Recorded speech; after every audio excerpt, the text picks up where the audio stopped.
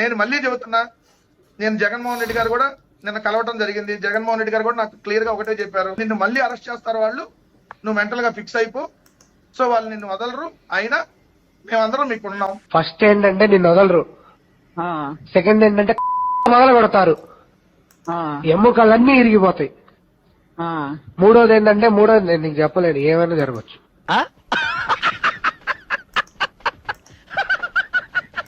వైసీపీలో ఉండే ప్రతి ఓడికి ఇది అలవాటైపోయింది. నన్ను అరెస్ట్ చేస్తాడు ఫిక్స్ అయిపోని జగన్మోహన్ రెడ్డి చెప్పాడని చెప్పడం.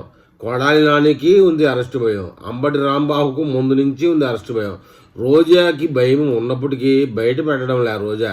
ఇంకా చాలామంది విడుదల రజని కూడా చెప్తానే ఉంటుంది, నన్ను అరెస్ట్ చేస్తారు ఏదో ఒక రోజు అది ఇది అని చెప్పేసి. ఈ భయాలన్నీ ఎందుకురా భయం మీకు మీరు చేసిన తప్పులు మీకు మనసులో ఉండి ఖచ్చితంగా అరెస్ట్ చేస్తారులే అని భయం ఉంటుంది.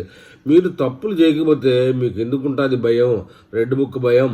ఈ మధ్య కాలంలోనే లోకేష్ చెప్పారు నేరుగా 3 పేజీలు అయింది, ఇంకా 300 పేజీలు ఉన్నది అని చెప్పేసి. మీరు ఎందుకు తొందరపడతారో, తొందరపడకండి, కూల్గా ఉంటే అరెస్టులు లేట్గా అవుతాయి.